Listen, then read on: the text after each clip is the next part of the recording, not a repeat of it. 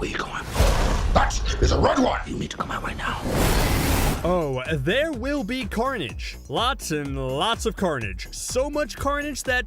Wait, what is it exactly that Carnage can do again? If there is anything to demonstrate the obsession with being extreme for 90s comics, it would be that they found a way to turn the dial up on Venom. The all-teeth, tongue-and-claw menace for Peter Parker has an offspring that's even crazier, even more obsessed, and even more powerful. The result is Carnage, who not only hates Spider-Man, but also hates Venom too, for good measure. In fact, the two of them often have to team up to beat Carnage. Let's look at what Tom Hardy's Venom might be up against right now. Unless you're an evil mastermind or a twisted genius, if you're going to get in the supervillain game, you're going to need to pack a powerful punch. Carnage isn't exactly a planner, as it were. He's more of a, let's see how many people I can destroy before Venom and Spider-Man have to team up and stop me again. Part of the reason it takes both of them is because Carnage is not just supervillain strong, he's crazy supervillain strong. In his normal amount of mass, which is to say roughly the size of a Cletus Cassidy plus some Carnage, could bench both Venom and Spider-Man while they were both benching their maximum. His max lift is 80 tons, which puts his weight room beyond the reach of Asgardians and just shy of the Hulk himself. But it doesn't end there. If he needs a little extra oomph, he just gets a little extra. As he increases his mass, he also increases his lift. While the whole point of a symbiote is that they're always along for the ride, but heavy lifting is only on the table when Carnage has the wheel. Cassidy doesn't get any of that in his normal form, thank goodness. It all started when Peter Parker was having a wardrobe malfunction on a distant planet and bought off the rack at the gift store. Thor and the Hulk told Parker to try out this machine that would make whatever you wanted, but he put his hand in the one containing the messed up Clientarian we've come to know as Venom. Venom then left a little of himself behind that went on to bond with Cletus Cassidy, upping the ante by coming pre-insane to begin with. Since you never forget your first love, even though Carnage didn't bond with Peter, he still carries Venom's obsession, including spidery powers, naturally cranked way up. Speed is enhanced the same way another classic Spidey foe ups his mobility, spinely appendages. Using the tendrils that extend from Carnage, he's able to reduce his time for the 100 meter and longer. Spider-Man has an additional sense that warns him of danger in a largely unspecified way. Carnage replicates that by having a 360-degree awareness of anything coming in dangerous contact with the symbiote. Once again, Cletus is on his own.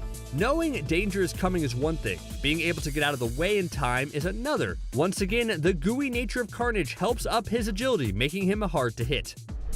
Not that any of that matters, because hitting Carnage is almost a total waste of time, unless you want to be next on his gruesome list. The symbiote can harden around Cassidy that allows him to take even high-caliber gunshots as well as the various forms of kinetic blasts that your average superhero might be able to muster. Even if your plan was to launch him in the air hoping the fall would do him in, or more specifically the landing, you're still out of luck. Carnage is really hard to hurt. As long as Cassidy and Carnage are one, he has an impressive level of regenerative ability. Not just cuts and bruises either. Vital organs, whole limbs. Cassidy has regrown his legs after they were removed, that's child's play. After Alice Grayson exploded his head in Axis, it grew back. For a follow-up trick to that, he grew a body back from just a head. Cassidy can't even catch a cold as long as he's bonded to Carnage or any disease, honestly. Carnage is hard to put down in any meaningful way. Subtlety is not really a thing often associated with Carnage. When he broke out of containment after Venom and Spider-Man used the power of heavy metal to stop him the first time. No, seriously, Carnage was defeated by heavy metal music, which is pretty metal if you think about it. Anyway, once he broke free, he just gathered up stray psychopaths and started eating people indiscriminately while Venom and Spidey demurred on how exactly to stop him. Regardless, Carnage has the option to go subtle should it provide him with a more gruesome or horrifying way to go about his business. Just like the original black suit that Venom was pretending to be, Carnage can go to gooey eldritch horror to regular street clothes at will, just leaving the guy with a fright of red hair and unhinged look to give him away. At one point, the original Carnage symbiote was eradicated, but a cult that had formed to follow the creator of the symbiote, Null, managed to recreate a sort of Carnage 2, who also started absorbing other symbiotes that cranked up that camouflage ability, allowing him to actually impersonate other people. These days, the various symbiotes have kind of become everyone's problem, especially with cult members worshipping Null, thinking bringing that guy back is going to result in good things happening. It will not. But Peter Parker is the patient zero for the symbiotes, taking center stage in modern times, and that stamp will always be with Carnage no matter how many other symbiotes he absorbs. Symbiotes can imitate abilities and talents of their host and also have a genetic memory that dates all the way back to Galactus, making a snack of a planet they had infested, and their attempts to be good guys before the constant corruption made them throw in the towel and break bad again. That genetic memory and mimicking ability means that Carnage has inherited all of Peter Parker's whatever a spider can abilities. Spin a web? Any size. Climb a wall? Listen, bud, he doesn't have radioactive blood, but he has the powers that came with it. To put a cherry on top of those Spidey powers, he also has the fangs and claws that are normally associated with the symbiote. Part of what keeps Peter Parker alive as Spider-Man is his spider sense, or Peter Tingle. That little sense that warns him something bad will happen. Since the two bonded, Venom wouldn't trigger Peter's Spidey sense, making him a particularly dangerous foe. Carnage has inherited that ability to skip out on Spidey's Spidey sense. Being an offspring of Venom, the Papa symbiote is generally able to detect his offspring, but Carnage has managed to manipulate that power to dampen Venom's ability to detect him.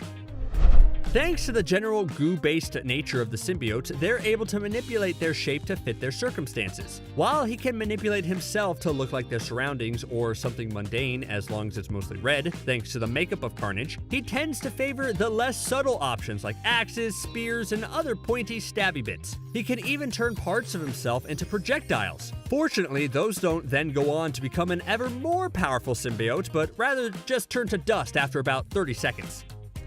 One Carnage is really more than enough to cause all manner of, well, carnage. But that's not enough for Carnage. With enough biomass, which he gets exactly the way you'd think he does, Pac-Manning as many people as he can, Carnage can make another Carnage that he can also control. That Carnage can collect biomass as well and split into a new Carnage that he can also control. These bonus Carnages can also bond with other people. This isn't a power he was born with. Hall Industries got the big brain idea to experiment with Carnage and accidentally gave him that power. The Marvel Universe needs a serious look at the ethics of scientific experimentation. If experimenting on Carnage was a bad idea, it has nothing on using the Darkhold to crank up the power on the replacement Carnage made from Grendel. Not Matt Wagner's Grendel, the Grendel symbiote. The Darkhold upgrade cranks up Carnage's ability to absorb other symbiotes along with whatever powers they've acquired from their hosts. If he manages to be the hungriest hippo in the absorbing game, he can reach demigod status or just resurrect Null himself. Good times. There's one power that even Carnage doesn't know how far up the dial it goes, and that's telepathy. Naturally, the extent he does understand he uses in a horrible way. By tapping his victim with a tendril, already ew, he can transfer both the symbiote and his host's bloodlust, and have them lose grasp of reality. For an extra dose of terror, he can also force the memories of his Cletus Cassidy host into other people in the hopes of driving them permanently insane. If any of the other horrifying things that he's done wasn't nightmare fuel, he can personally deliver nightmares. That's thorough. Venom and Spider-Man need to be in the same movie together. They're just too great of frenemies to keep separate. And sure, one exists in the Sony-verse while the other exists in the MCU, but the lines between those two are becoming blurred, especially since the new Venom trailer practically shoves Spider-Man down our throats. And with Carnage being an almost unstoppable force of nature in the upcoming sequel, I think it's time for Venom and Spider-Man to team up to take Cletus Cassidy down. But how would that work? Let's get into it right now. Let There Be Carnage. Okay, the more I think of that title, the more I dig it. But all I'm saying is it's promising a lot of carnage, so it better deliver. But that shouldn't be a problem. Cletus Cassidy is one of the scariest individuals in Marvel Comics, even before he bonds with a piece of the symbiote. He's a psychopathic serial killer who enjoys inflicting pain on people in gruesome ways. Like as a young boy, he killed his grandma by pushing her down the stairs, and he killed his family's dog with a drill. Yeah, he isn't one of those slightly sympathetic villains. He's a true monster, and he deserved to be locked away forever. But of course, in the comics, he ended up sharing a cell with Eddie Brock, so his incarceration wouldn't last too long. As the story in the comics go, the Venom symbiote went to bust Eddie out of prison, but after they were reunited and escaped, a piece of the symbiote was left behind and merged with Cassidy. It was revealed later that this piece was actually Venom's offspring, so Carnage is technically his kid. But let's not get into that right now, there's enough family drama happening. So Cassidy became Carnage, and he's now one of the deadliest threats in Marvel Comics. Whenever he breaks out of containment, it's a big deal. He's usually portrayed as stronger than Venom, which is due in part to the fact that the Carnage symbiote isn't just merged with Cassidy's body, it's infused in his bloodstream, enhancing his powers and making him close to unstoppable. The Venom 2 trailer hints at this type of origin story, with the Carnage symbiote seemingly infusing with Woody Harrelson's Cassidy's bloodstream while he's being executed. This is going to present a serious problem for Eddie Brock. He's going up against the strongest enemy he's ever faced. So what's he gonna do? Well, maybe get some help from a friendly neighborhood Spider-Man. The Spider-Man character is in such a unique position right now.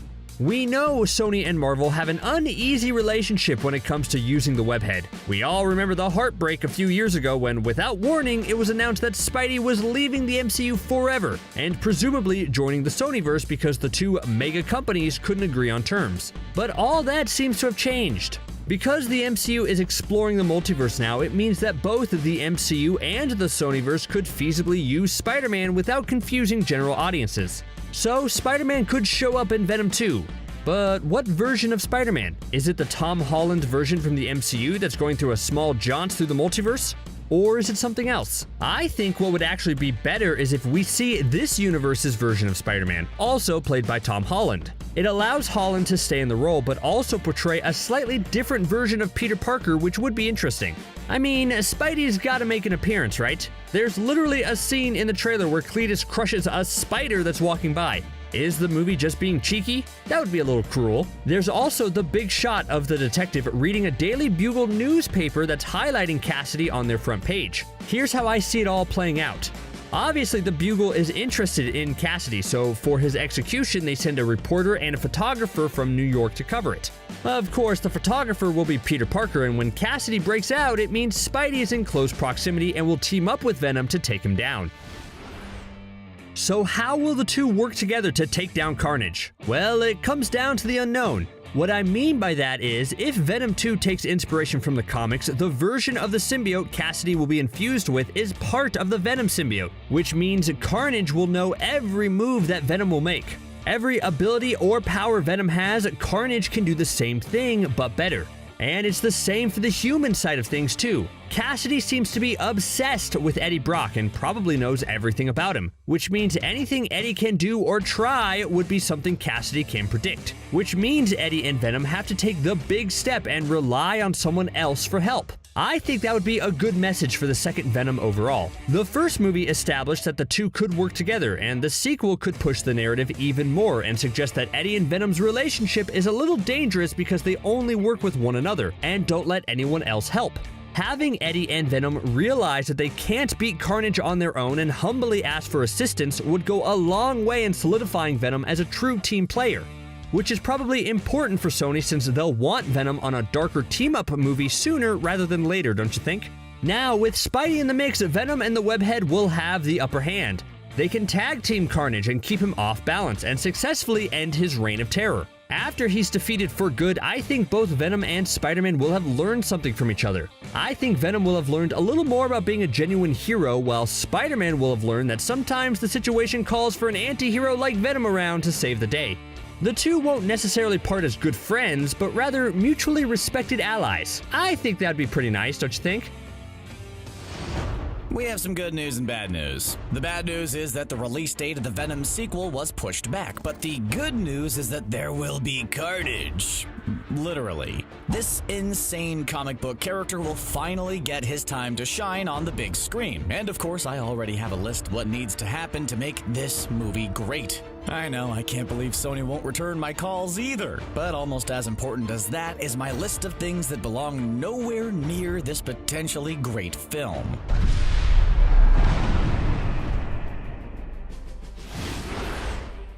There are plenty of adult comic book fans who don't want the movies to skimp on the less than family-friendly aspects of the original series. It's not surprising to see fans clamoring for an R-rated Venom 2, especially since films like Joker and the Deadpool series were so successful. There are rumors that this rating was once on the table, but after the box office disaster Birds of Prey, Sony reconsidered its stance. Okay, as much as I'd love for Sony to really let there be carnage, the important thing here isn't necessarily an R rating. After all, between the first Venom movie and Once Upon a Deadpool, we know PG-13 movies don't have to be quite as lighthearted as they are in the MCU. Venom gave us a darker, grittier feel than many comic book movies, and that's something I want to see carry over into the second film. But considering the fact that Venom 2 director Andy Serkis made a PG-13 version of The Jungle Book, I'm pretty sure we don't have to worry about this movie being too cheerful. I'd take some extra action scenes, but as long as Venom 2 keeps what worked about the first movie, I'll be happy.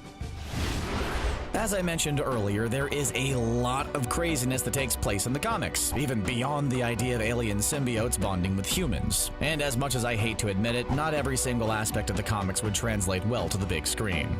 Yes, the Thanos copter would have made the Infinity Saga even better, but let's not get into that right now. But speaking of the MCU, there's a reason why they waited so long to properly introduce magic into this fictional world. Even off-the-wall movie science that grossly misuses the word quantum provided a sense of realism to these fictional stories. Throwing magic into the mix can dilute that, and that's kind of what we saw happen when the Darkhold was introduced in the comics. It's a book written by the evil elder god Cthon, and after it was tainted by Carnage, he ended up being weak against eldritch magic instead of sonic attacks. In a world with alien symbiotes and superheroes, throwing elder gods on top of it might be a little much. This isn't a Stephen King novel after all. It's just not possible to pack all the comic details into a single film, so let's keep things simple by relying on make-believe science instead of ancient magic.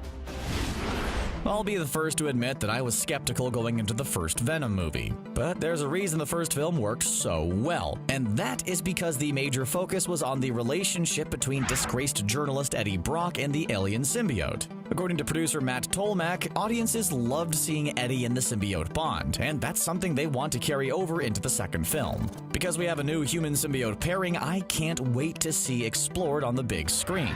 We've seen a teaser of Woody Harrelson's Cletus Cassidy, and now it's time to introduce a little carnage to the equation. Cletus and this symbiote have a connection, just like Eddie and Venom do, in that it's kind of weird and creepy, but we love it. Saying Cletus is crazy is a little bit of an understatement, since in the comics he racked up 11 life sentences. And that's before any aliens were involved. In the comics, these two get so close that Cletus could generate a copy of the symbiote from his own body.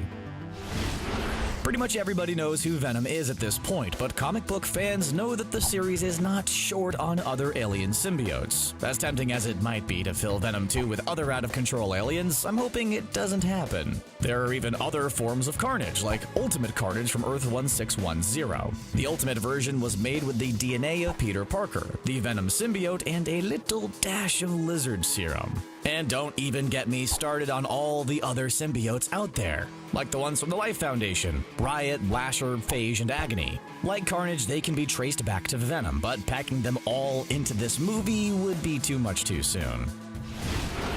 We all know the relationship between Sony, Disney, and Spider-Man is a little bit complicated at this point. There have been rumors that Sony wants to connect their fictional movie universe with the well-established Marvel Cinematic Universe and would theoretically share custody of Tom Holland's Spider-Man. Fans are pretty much pounding their fists on desks and doing their best J. Jonah Jameson impressions, demanding we get to see Spider-Man face off against Carnage in Venom 2.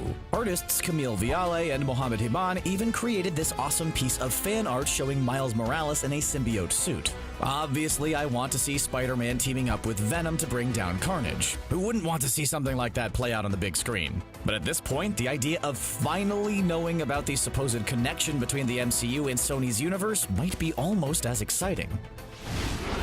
Okay, hear me out.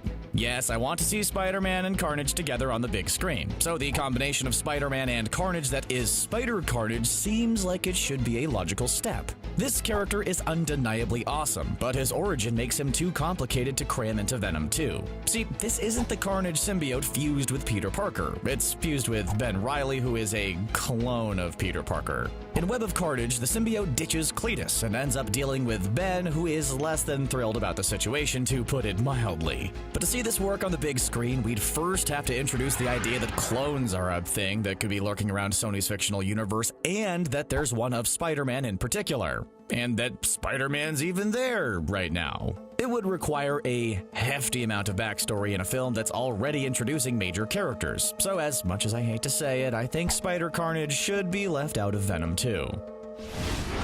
I've admitted to being skeptical that you could have Venom without Spider-Man, but the first movie simply worked around Peter Parker's involvement in his origin story. He went straight to bonding with Eddie Brock and has similar powers to Spider-Man simply because he's an alien with all kinds of crazy powers. Honestly, I didn't really have to suspend my disbelief all that hard in this scenario. But despite the fact that it worked, and let's be honest, it could have been a lot worse, a lot of fans, including myself, were disappointed that it didn't play out the way it did in the comic books. Which is why it's so important that Venom 2 doesn't mess with the origin story of Carnage. The Carnage symbiote has a close bond with Cletus Cassidy, but the two of them also have connections to Eddie Brock and Venom. Cletus and Eddie were cellmates in the comics, although it looks like they'll have more of a Clarice Starling / Hannibal Lecter relationship in this movie.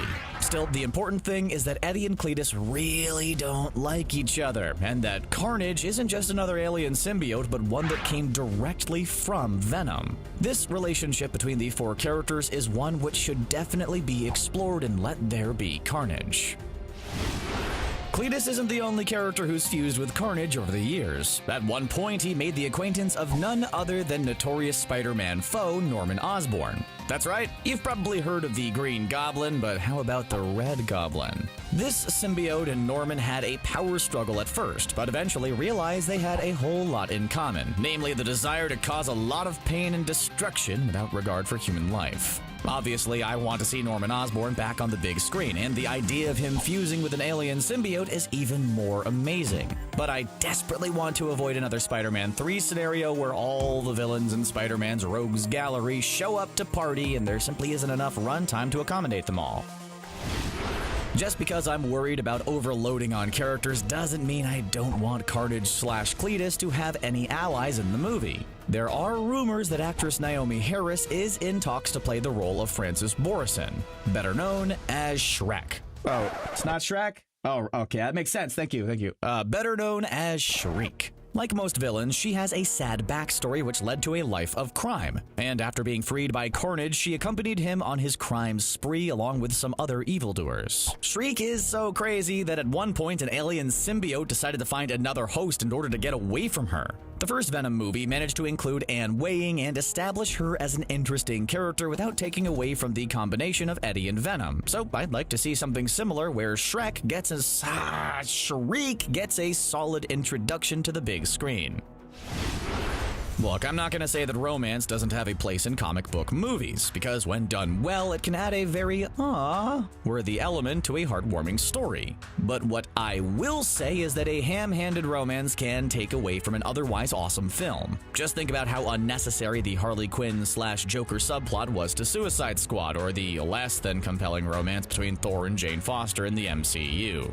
Although, if Mighty Thor is half as great as it looks, I might just end up walking back that last statement. Anyway, my point is that I want to see action, alien symbiotes, and Carnage wrecking house. Hopefully Venom 2 doesn't try to humanize Cletus by showing him fall in love with Shriek or waste time on establishing a romance between them. Not only would this probably not be entertaining, but in the comics, Cletus isn't really that attached to her. In fact, he planned to dispose of her once he got bored of her and only kept her around as long as she was useful. Cletus's true love is the Carnage symbiote, as weird as that sounds, and Venom 2 should not pretend otherwise. Venom and Carnage go together like peanut butter and nuclear waste, which means you probably shouldn't ingest both at the same time. We're going to see these two villains go toe-to-toe in Venom 2. These two are just born to be enemies, and today's video gets to the heart of their historic comic rivalry. Let's dive in.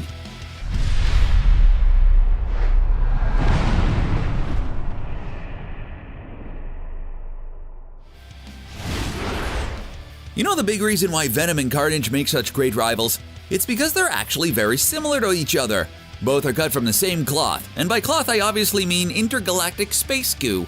But you know in movies when the bad guy says to the good guy, "We're not so different, you and I." Well, you could really say that about Venom and Carnage. Sure, their personalities make them worlds apart, and their color schemes are distinct enough where you'll never get the two of them mixed up as long as you know the differences between red and black. But the two will forever be intertwined with each other thanks to their comic history. You probably know that symbiotes are their own separate entities from their hosts. But it's not a big surprise that both the Venom and Carnage symbiotes attach themselves to criminals. The Venom symbiote is best known for getting its start as an alternate suit for Spider-Man, giving him upgraded powers and a sleek all-black suit. It also made Tobey Maguire dance awkwardly, so it wasn't all great stuff. After Peter Parker and the symbiote went through a nasty breakup, it's made its way to fellow Peter Parker hater Eddie Brock, and the two formed an all-new bond. Thanks to its merge with Parker, Venom and Eddie Brock developed a similar set of powers, including web-slinging abilities, and has similar displays of strength, agility, and dexterity as Spider-Man. In a technical sense, Carnage is Venom's offspring. But don't expect to see these two bonding over a father and son fishing trip anytime soon, no. While Eddie was locked up, he was bunkmates with the deranged psychopath Cletus Cassidy. When the Venom symbiote came to rescue Eddie, it left a piece of itself behind, and that little piece merged with Cletus, turning him into Carnage. Carnage has all the same powers as Venom, except with all-around improved stats. He's stronger, faster, more agile, and can produce not just tendrils or webs, but actual deadly weapons that he can hurtle straight at you, making it likely it will just be the last thing you ever see. But he's also different than Venom, as the Carnage symbiote is actually fused with Cletus's blood, which makes Carnage and Cletus way more bonded than Venom and Eddie Brock ever were. It creates an interesting dynamic, as when Eddie and Venom are combined, they usually go by we, but when Carnage and Cletus are merged, they go by I. It really highlights how these two foes are similar, but are vastly different. Of course, it's not just their powers that make them stand apart from each other, it's also their personalities. There are a few key ideological differences between the two, with Carnage being the absolute evil incarnate. This usually forces Venom and Spider-Man to team up to take down this raging red menace. But let's break down some of their most famous comic storylines together to really highlight their differences. If you're looking at the most important stories to really explain the Venom and Carnage rivalry, you need to start at the beginning. After Cletus Cassidy got his introduction in The Amazing Spider-Man number 344, just a few issues later, Carnage would make his grand debut as one of the scariest villains in all of comic history. It kicked off a brand new storyline known as Carnage. Now, with a name like that, you can kinda guess who it's about. This was really the story arc that made you question Venom's role as a bad guy. Because sure, he was a villain, but looking at Carnage, he could have turned out to be so much worse. Eddie Brock is a scary dude who's kind of a jerk, sure, but Cletus Cassidy is the type of human monster who pushed his grandmother down the stairs and did horrible things to his pet dog with an electric drill. Yeah, it's seriously disturbing stuff. It's no wonder why he's a threat that needs to be stopped. In fact, this first Carnage storyline sees Venom and Spider-Man reluctantly team up to take down the bigger threat, which is something you probably never expected at that point in time. But it was this story that drew a line in the sand when it came to the difference between Venom and Carnage. Like sure, you probably wouldn't want to invite Venom to your kid's birthday party, but it made it clear that there were some boundaries when it came to Venom. It's kind of like eating broccoli as a kid. Sure, you absolutely hate it when you're young, but as you grow older, you don't despise it like you used to. But it's still not something you go out of your way to eat, right? That basically describes how you feel about Eddie Brock and the Venom symbiote. Yeah, this storyline was the foundation for Venom to eventually earn the moniker of Lethal Protector, meaning he's willing to end lives, but really only bad people's lives. So as long as you pay your taxes, don't jaywalk, and push your cart back after you're done at the grocery store, you probably don't have to worry too much about Venom coming after you. This idea of differences in ideologies between Venom and Carnage really fuels a lot of other Venom and Carnage storylines, most notably in Maximum Carnage, which if you're a Carnage fan and you've trapped on a deserted island of some sort, bring this one with you because it's the best. Like in the first Carnage storyline, Maximum Carnage sees the villain just become an unstoppable threat. He breaks out of prison and recruits an army of baddies to his side, and the group wreaks havoc everywhere in brutal fashion. I mean brutally. It again forces Spider-Man and Venom to team up to stop Carnage, and it creates a really interesting conflict. Maximum Carnage sees Venom insisting that they use lethal force to stop the evil Carnage once and for all. Obviously, Spider-Man is against that, and in the end, Carnage lives. But it's cemented that Venom thinks taking lives is okay when it comes to the greater good, or if it's someone as despicable and dangerous as Carnage. The Maximum Carnage storyline is a great example of how much Spider-Man is a factor in Venom and Carnage's rivalry. He's the one stopping Venom from ending Carnage's life, and we, the audience, are left wondering if that's really a good or bad thing, given how much damage Carnage creates every time he escapes. What happens when Spider-Man isn't around to be the third point in the awkward love triangle of Venom, Carnage, and Spider-Man? it's difficult to really speculate on because Spidey is such a vital part of the equation. The comics have shown time and time again that both Spider-Man and Venom can't stop Carnage by themselves. They need each other if they want to overcome Carnage's immense power. Cue the team up! Venom and Carnage's rivalry is explored in different ways as well. Just look at the series Venom vs. Carnage, which doesn't so much as see the two physically fighting each other, but rather sees the two symbiotes reluctantly team up to stop another symbiote, this one emerging as the offspring of Carnage and going by Toxin.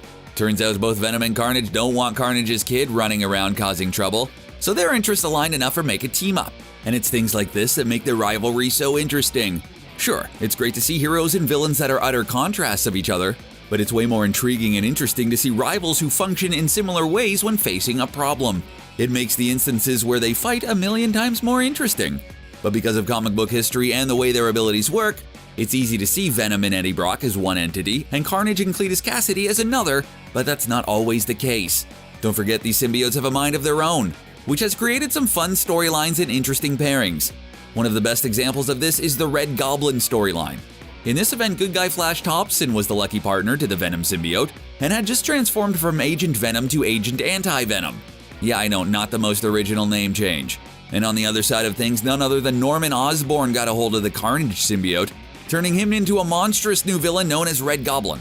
So even though it wasn't Eddie Brock and Cletus Cassidy fighting each other, it was still a Venom and Carnage fight, which again was different, but in a lot of ways still familiar. No matter what human skin these symbiotes are attached to, they will always be at odds with one another. They seem destined to do this dance forever. If this was real life, we'd be terrified at that idea, but since we're just reading about it in a comic book, it makes us all real happy. Which brings us to today, where we're all eagerly awaiting Venom 2, and that's not just because we get to see a sweaty, manic, crazed Tom Hardy again, but because Carnage is being introduced and we will get to see a live-action version of this amazing rivalry on the big screen. Can Tom Hardy and Woody Harrelson create as engaging of a rivalry between Venom and Carnage as the comics? Given the caliber of both these actors, we have faith, but there are a lot of different factors involved. Because what would that rivalry actually look like? There's one key difference between those films and the comics: Spider-Man is not a big factor here.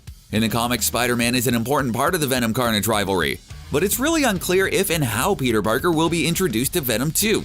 Clearly everyone wants it, and there's a lot of evidence and theories that suggest Tom Holland's Spider-Man will make an appearance in either a cameo role or actually join in on the final fight.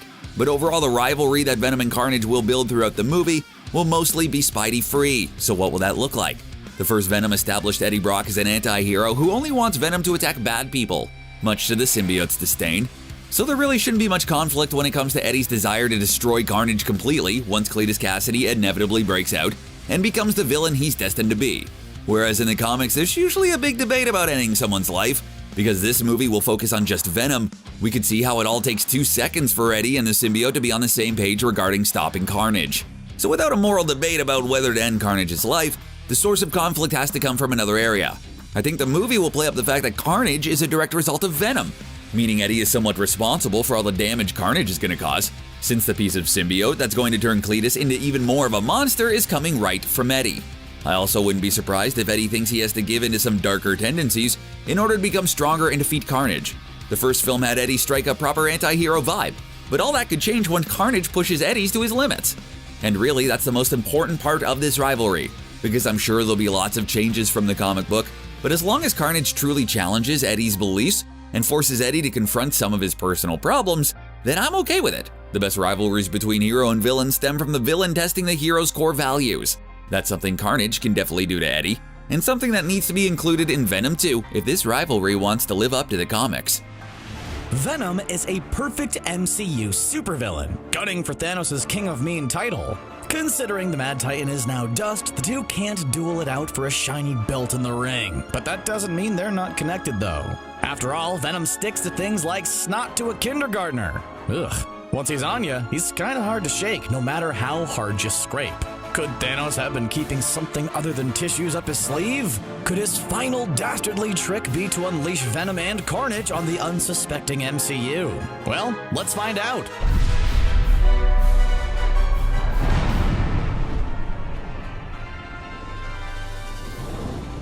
Venom 2 has been confirmed, and fans are looking forward to the next installment. The 2018 movie saw Eddie Brock bond with the otherworldly alien symbiote. The character has long since been a key Marvel entity, making waves across the comics since it first appeared in 1984's The Amazing Spider-Man.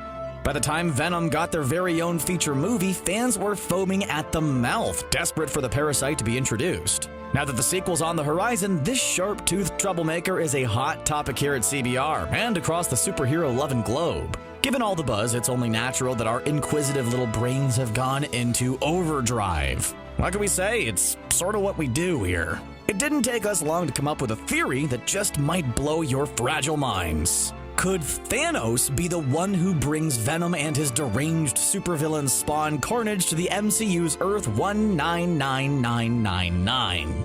Before you call us crazy, there's some weight to this theory that can't be ignored. It might not be a fact, but it's not too far away to be fiction either. Every good plotline starts with a single idea, and this one is certainly worth investigating. Thanos wasn't some young upstart that came into the game wanting to switch things up. He was no amateur villain like Mysterio wanting to find fame and glory. You can call him a whole lot of things, but he wasn't green. For a start, he's purple, but you get the idea. He's the Mad Titan, dubbed the Genghis Khan of the universe by Joe Russo. He's over 1,000 years old, for goodness sake. Along with the Black Order, Thanos made it his life's mission to balance out the universe, hopping from planet to planet. It only makes sense that he would pick up a thing or two along the way, like, say, alien symbiotes. We already know that he had some impressive weapons, like that sword that smashed Cap's shield into smithereens. Considering vibranium is supposedly one of the strongest metals in the universe, that's no small feat. The Asgardians alone must have had a few treasures they managed to salvage before getting on their own ship.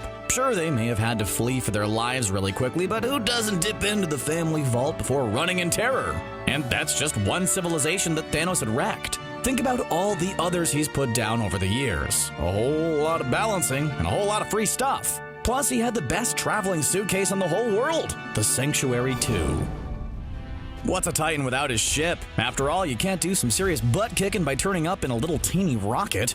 Thanos was all about that big entrance, lest we forget when Loki and Thor noticed his vessel looming over theirs at the end of Thor Ragnarok. The Sanctuary 2 got Thanos around from point A to point B in a pinch, and it also carried a whole bunch of his loot. Given his penchant for traveling, Thanos could have easily stumbled across the symbiotes and decided to keep a couple. We're not sure if the bad guys have an elite club, but the creator of the symbiotes, Null, was also a force to be reckoned with. Lovingly nicknamed the Abyss, the god had his fair share of troubles over his lifetime. He also had one thing in common with Big T. Both of them loved venturing to far-off planets and bringing them to their knees. That is a connection that Marvel could exploit if they need a reason to justify Thanos having symbiotes at all. But why would Thanos bother taking these volatile beings in the first place? Sure, he had super strength and all that, but the guy loved a good weapon or two.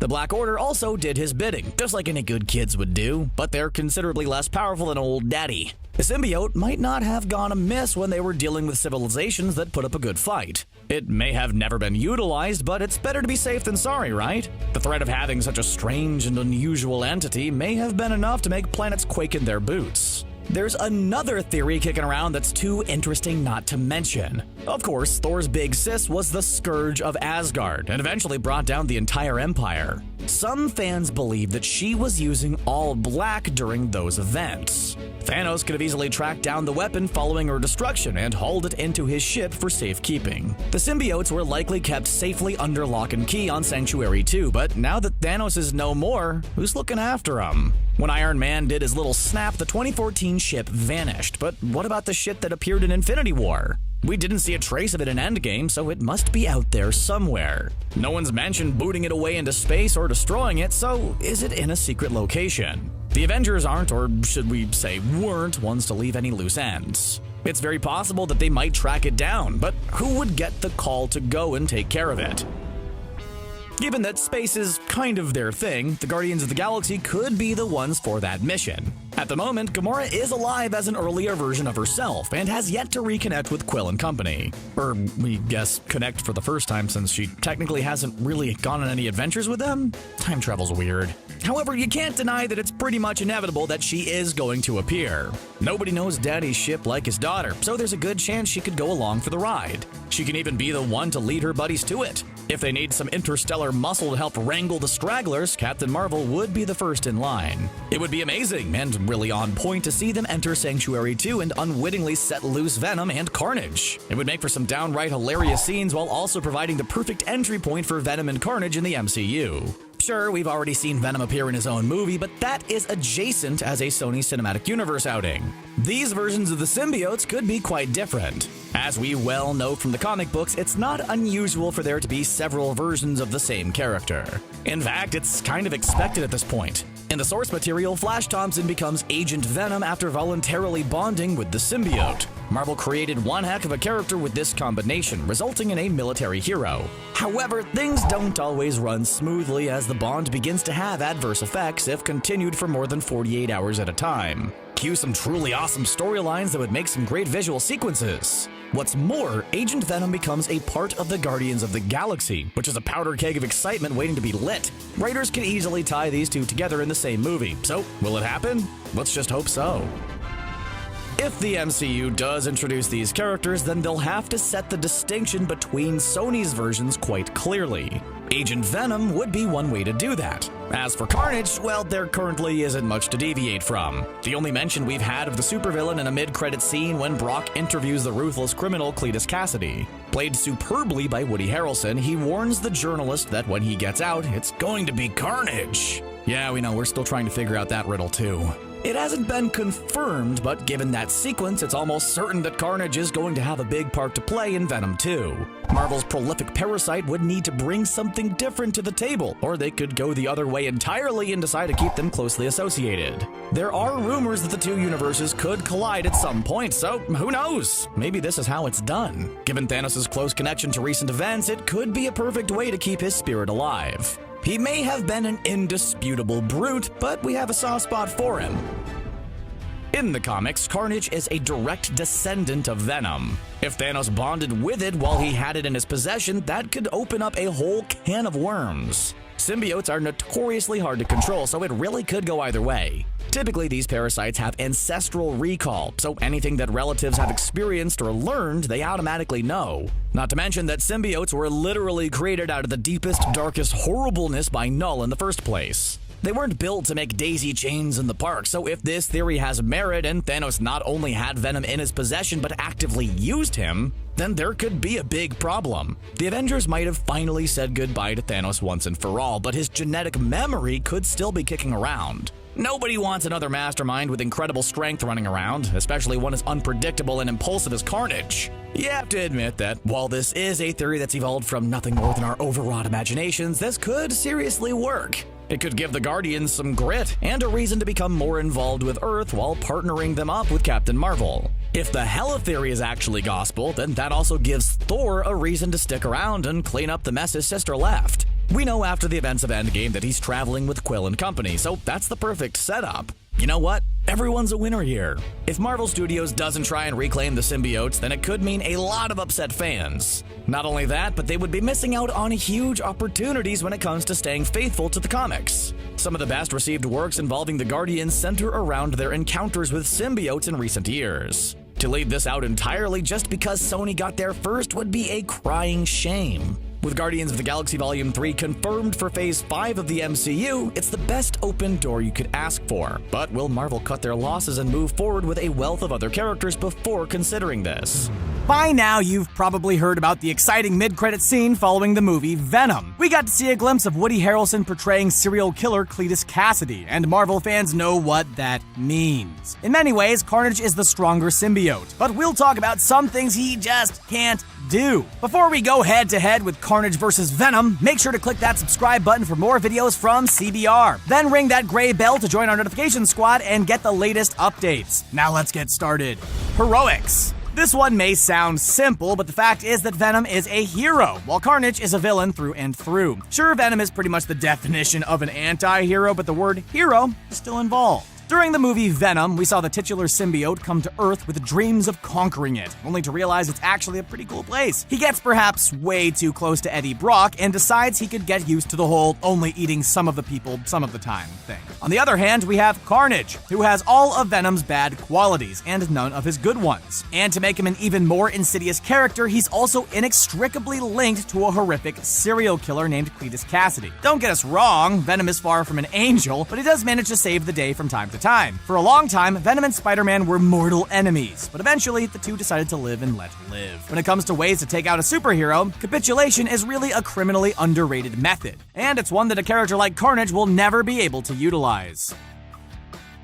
Sanity. We all know that Venom isn't going to win any awards for most well-adjusted being in the galaxy, but keep in mind that he is an alien from another planet. Sure, he's a fan of ripping people's heads off, but he wants the bodies and heads put neatly in separate piles. Many of Venom's, let's say, unique outlooks on life are easily explained by the fact that he's from an alien planet. Like any other visitor, there's a bit of a learning curve, and a completely different set of morals and customs to learn. Although Venom was hurt by Spider-Man's rejection, he did form an emotional bond with Peter Parker. Before he left him, he moved Peter's unconscious body to safety as a final act of kindness. And then on the other hand, we have Carnage, who is not at all capable of that type of empathy. The reason he syncs up so well with Cletus is because they're both absolutely insane. Venom is capable of playing it cool, biding his time and forging useful alliances with other characters. Carnage may be physically stronger, but in terms of mental fortitude, Venom definitely has him beat. Not that it's saying much when they're both bloodthirsty aliens, but at least it's something. Home. In the movie Venom, we learned that the alien symbiotes come from another planet, and they don't appreciate being called parasites. Their real name is the Clintar, although they're more commonly referred to as the symbiotes. These symbiotic extraterrestrials have been around since the universe began, and were created by the deity Null to fight against other creatures. Eventually, Null was defeated by Thor, and the Clintar were left to figure out their own life paths. Many symbiotes sought hosts who could give their lives meaning, and ended up acquiring the traits of their hosts as a result. Sure, some retained their evil nature, but others learned how to be kind, or at the very least not outright vicious. We know Venom remembers his home planet and is familiar with other members of his species, but this is a backstory Carnage just doesn't have. He doesn't hail from his home world and has no real connection to that life outside of his relationship to Venom. This life and his sinister merging to Cletus Cassidy is all that he knows and all he's ever known. It might actually be a little sad if he wasn't such a murderous psychopath.